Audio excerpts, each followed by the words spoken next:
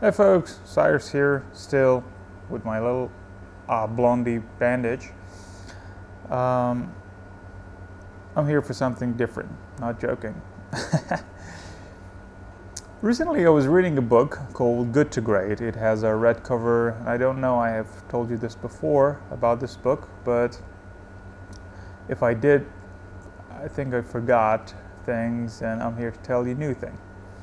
Well, this book is actually sharing a lot of statistics about the companies that actually turn from good to great, and they're actually showing you what it takes to make good companies great. The potentials, the abilities, the leaders. It's like what kind of leaders do you need to actually make good companies to great companies, and the companies that actually wanted to just to sell everything they had, but the CEO kept everything and made it phenomenal over the course of 20 years, for instance. And there was this part that I was reading called the level 5 leaders. They're actually talking about the characteristics that all of those leaders had in common. Like the companies that became great, they had CEOs that they had common characteristics, same personalities sort of. And the problem is that they are talking about personalities in a way that some personalities are much more better than the other. So if you're this sort of personality, you can, and if you're that kind of personality, you can't. But I found it so obscure, and I found it so not true to some extent. And I want to talk about it here in a video to actually share my opinion about the level 5 leaders. So they're talking about people with the power of not taking themselves seriously and putting their goals much ahead of themselves. Like the people that they're kind of like selfless, and the people who are not thinking they're center of anything. They're just kind of like people who say, all right, other people could do it, I did it.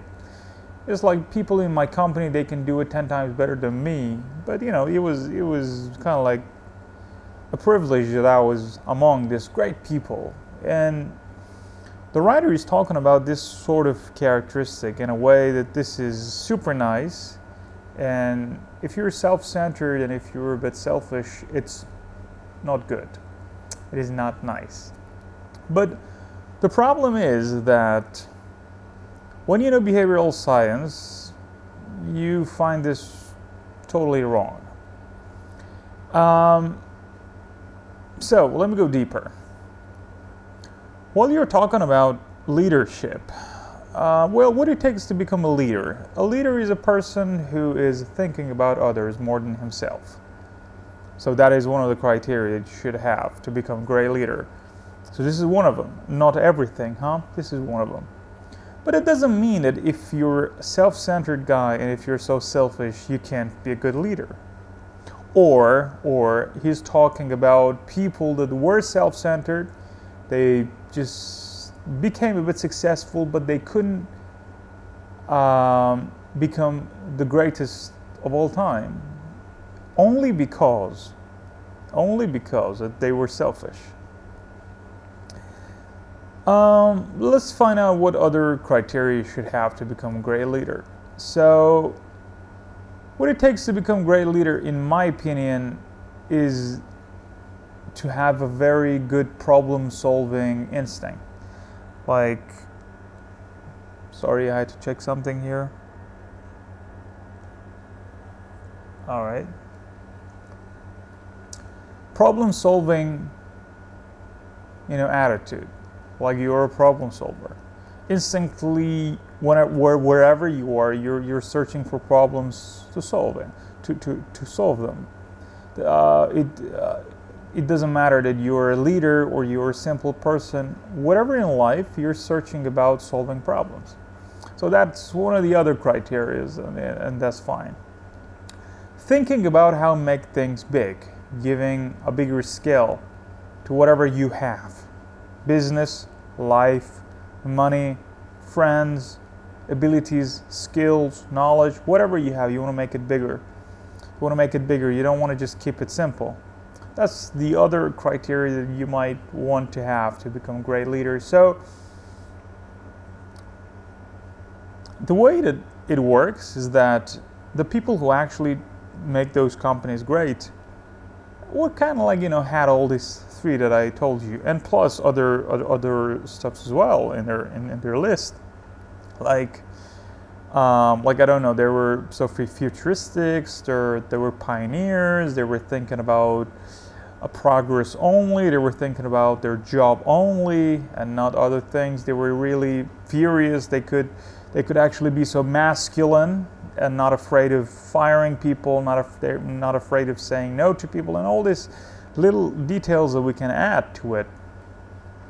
But I want to tell you that this very particular thing that the book mentioned, that they were selfless and they were kind of like, they were putting everything ahead of themselves. They were so humble. They were so,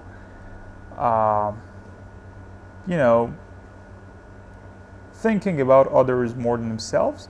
This is just a characteristic feature and nothing more than that. And it might be helpful, but it's not everything, like the book mentioned. So I'm here to tell you that if you were reading this book and you were reading those lines, thinking about others is fine, but is not everything. But the book actually showed it in a way it is everything.